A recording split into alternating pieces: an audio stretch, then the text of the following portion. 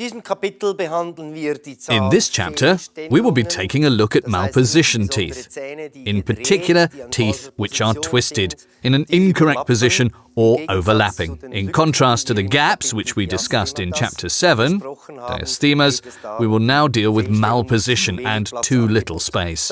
This can be relatively marginal. In this case, we can see that the teeth are only slightly misaligned. Here one can readily work with Componeer directly.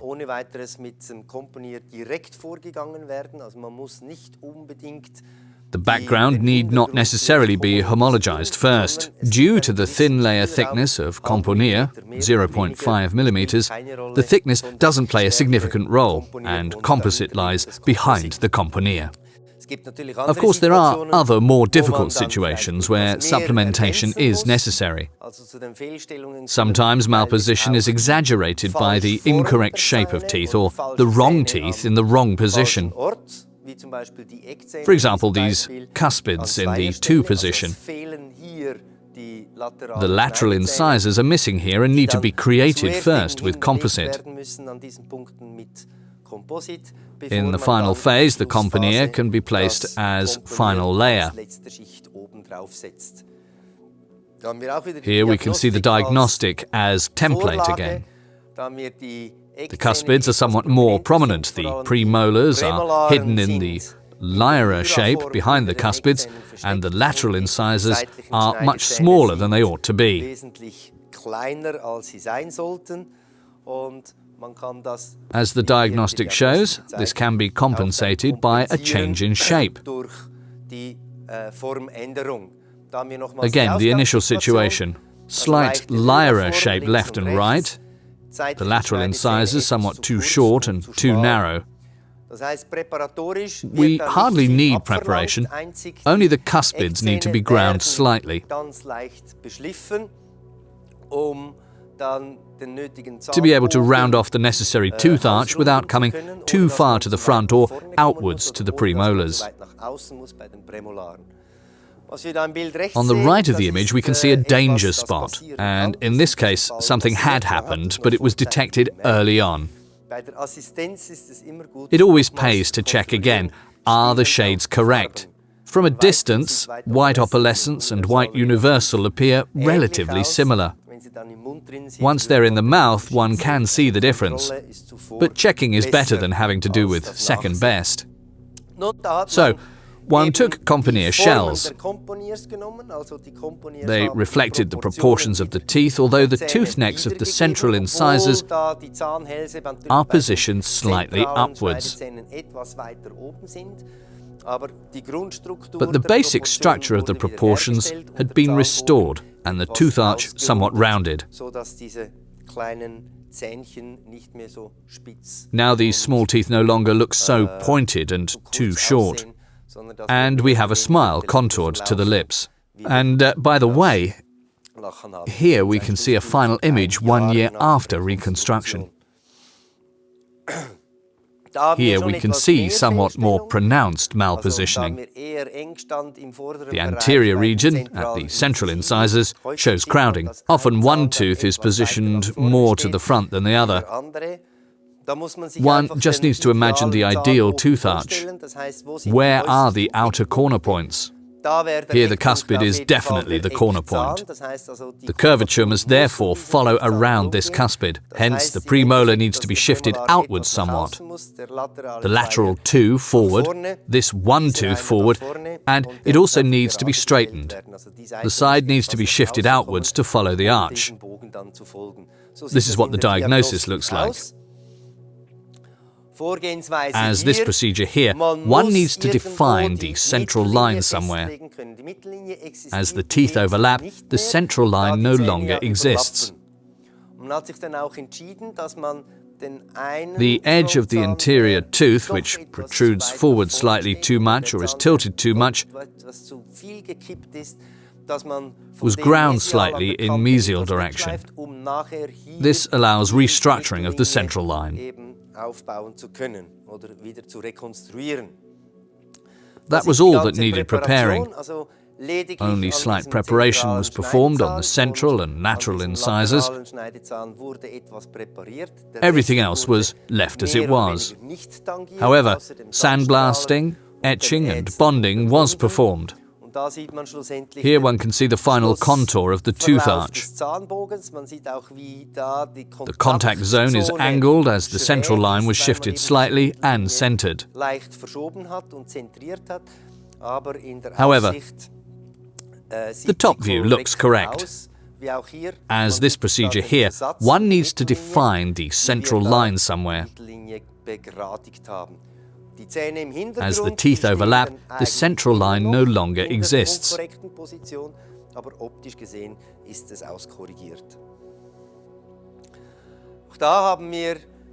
In this situation, the central incisors are actually in the correct position, but the lateral incisors have been twisted for lack of space.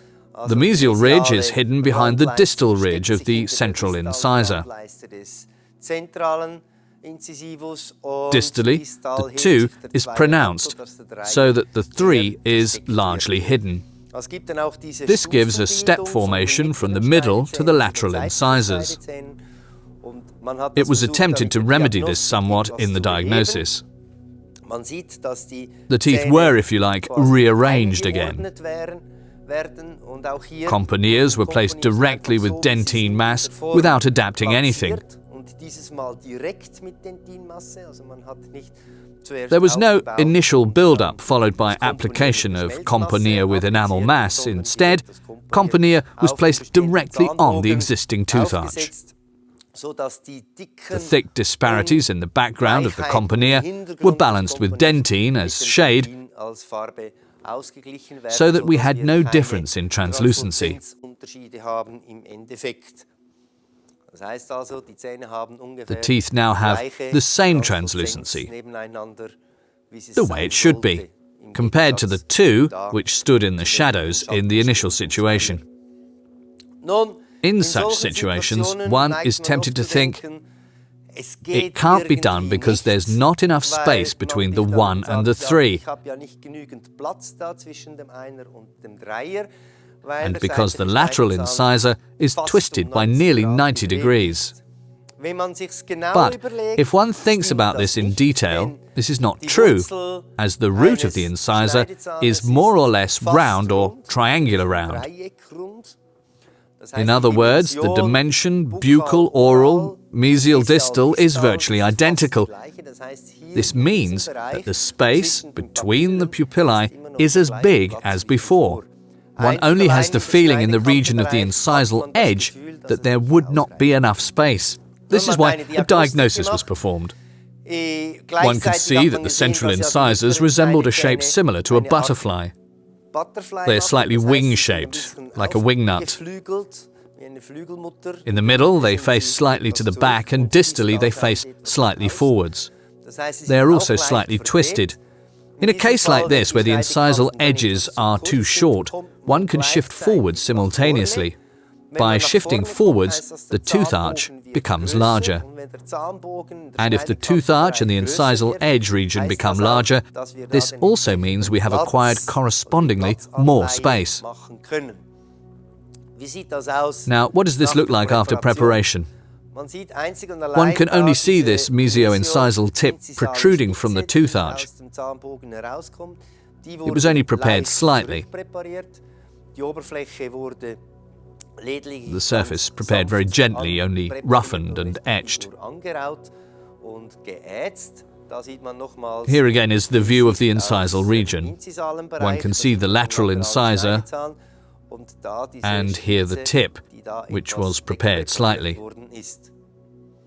In addition, we still have the cuspid and the twisted 2 on this side.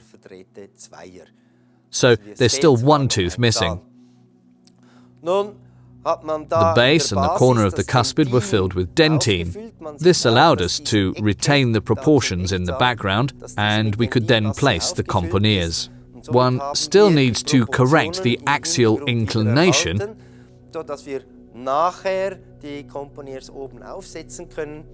as well as the lengths of the incisal edges and cuspids to round off the tooth arch. Now one can see two anterior teeth, two incisors and the premolar redesigned as a cuspid.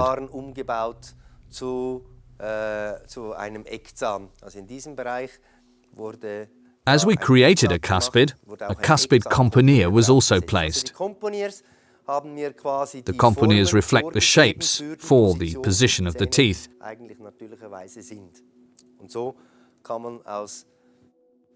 This way one can turn the 2s into 3s, the 3s into 4s, and so on.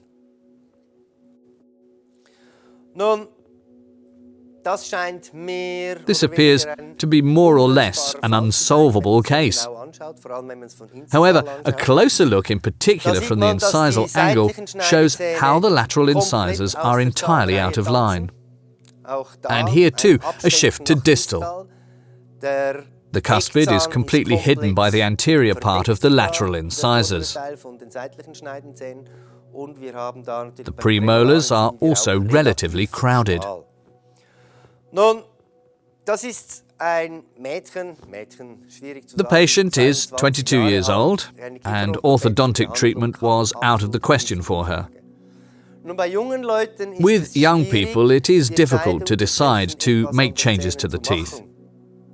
In the end, this could mean damage for the rest of the patient's life, even if only performing minimally invasive. And of course, any damage should be as little as possible.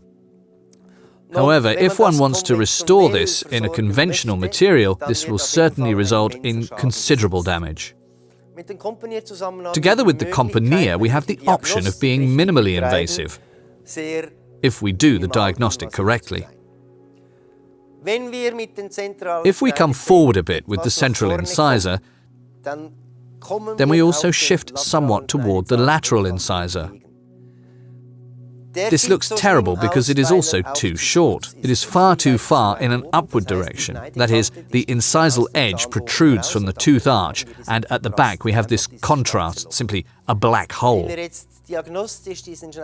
If we now extend this incisor a little bit diagnostically, one can see where it finishes. Then one can see the extension, and if we also shift the cuspid towards the 2, then I can already more or less round off the tooth arch optically. For me, this means there's no need to perform massive preparation. Here one can again see the initial situation where the lateral tooth is truly out of line. One can also see where the lip rests. It interferes. When smiling, the lip does not slide smoothly over the tooth arch but gets stuck at strategic points, which then results in an irregular lip profile. Here we can see the diagnostic again. Interestingly, the incisal edges are not that different from what they would normally be.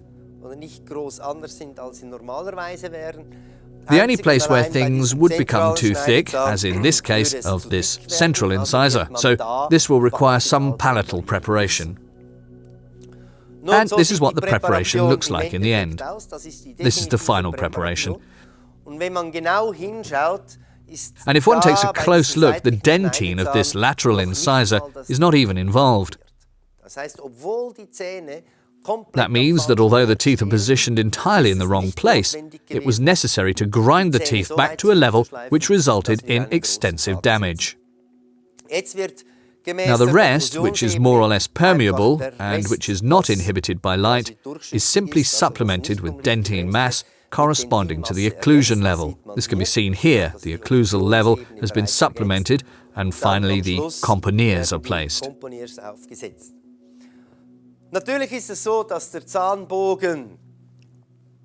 Of course, to be precise, the tooth arch cannot be reconstructed completely, as the space and gingival regions do not permit reconstructing an absolutely perfect smile. But the situation can be reconstructed with only little damage. And then we also have the problem of a crossbite. In other words, the malposition we've already seen. To an extent that we have to compensate at the top and bottom. In order to alleviate this situation, we need to shift the lateral incisor in a forward direction. In other words, the incisal edge needs to be over the cuspid. To achieve this, we ultimately need to shorten the lower cuspid somewhat. And this was done in the end. In other words, the lateral incisor is shifted slightly outwards, the entire anterior section with the componeers I shifted slightly outwards and to the front to finally round off the arch again. Here we have a similar malposition as with the lateral incisors, except that here we're dealing with the cuspids. These are extremely prominent here, and the express patient's wish was to undergo as little preparation as possible. In the end, this also means that the cuspids mark the outer tooth arch. This means they largely determine where the tooth arch is placed if one wants to round off the tooth arch. In the diagnostic, we can see here we built up the premolars, then shifted the lateral incisor on this side to the front in between, and tried to straighten the two central incisors somewhat. From a preparatory point of view, this means we will have to grind down the lateral incisor a little on the palatal side in order to transpose the incisal edge. This means we will be shifting the incisal edge a fraction to the front. We also need to prepare the cuspid while still keeping the enamel. That means complying with the patient's wish and not penetrating the dentine. And as you can see, a little bit of distal preparation is required on the central incisor in order to correct the central line optically. It's always the same. Then the background is homologized. This means the dentine mass is applied where thicker layers are required to achieve more or less the same translucency and shade as the natural teeth, and then finally cover with the componeers.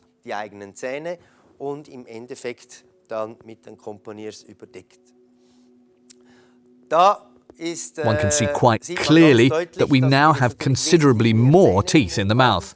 But this is because the cuspids co-determined the tooth arch in the end.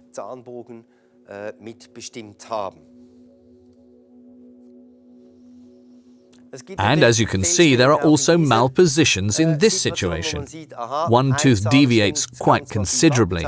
So now we have the central incisor, which deviates considerably.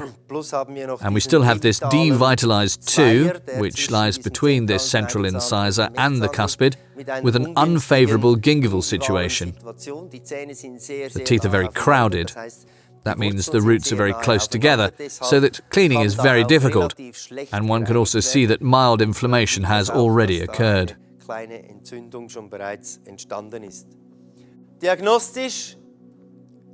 From a diagnostic point of view, one could say, yes, if this incisor is to be parallel, then I need to extend the cuspid distally to achieve the same height. I could thus correct the tooth axis somewhat, as one can see here, and this then gives me the space to finally integrate this lateral incisor into the row of teeth.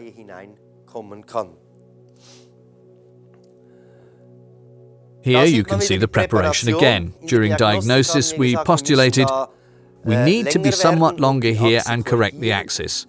So this region was prepared accordingly in distal direction, and there is still the old restoration which needed to be removed. And here we have this devitalized lateral incisor with a retraction cord.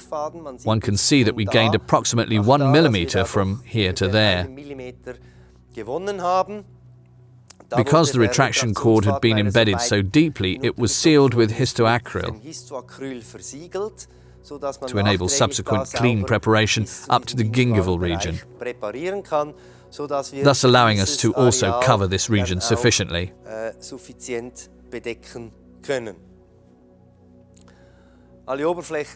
All surfaces were etched, with the exception of here. Here we only have primer in this area, as we're in the dentine.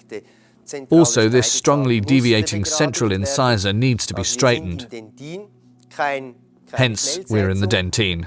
No enamel etching, only primer to minimize sensitivity. Here we can observe the dark shadow of this lateral incisor. This was also stained here. One can see that the shade lacquer does not reach the preparation margin to avoid getting a white border here as best possible.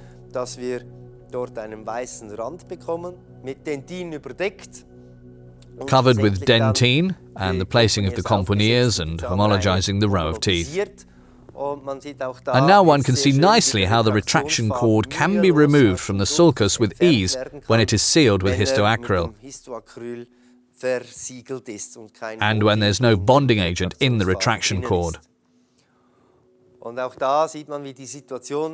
And here one can see how the situation was relieved once the tooth arch had been rounded off and the malposition had been remedied optically.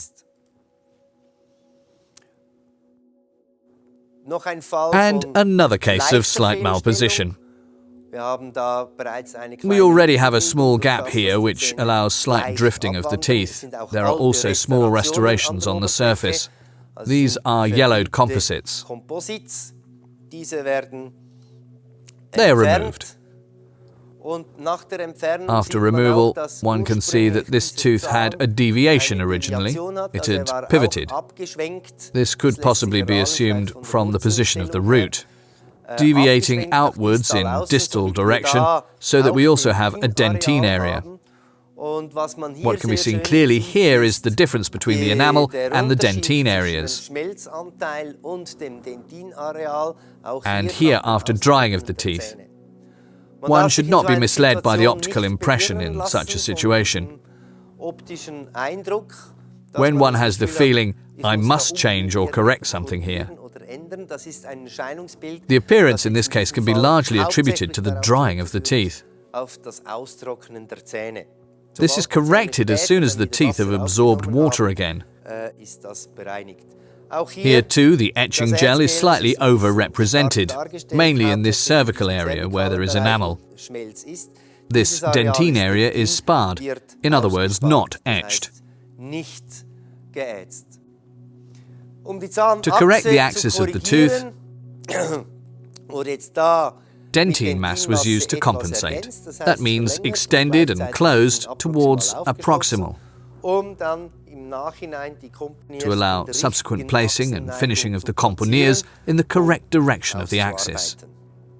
And here too, malposition corrected with componeers without causing a major trauma.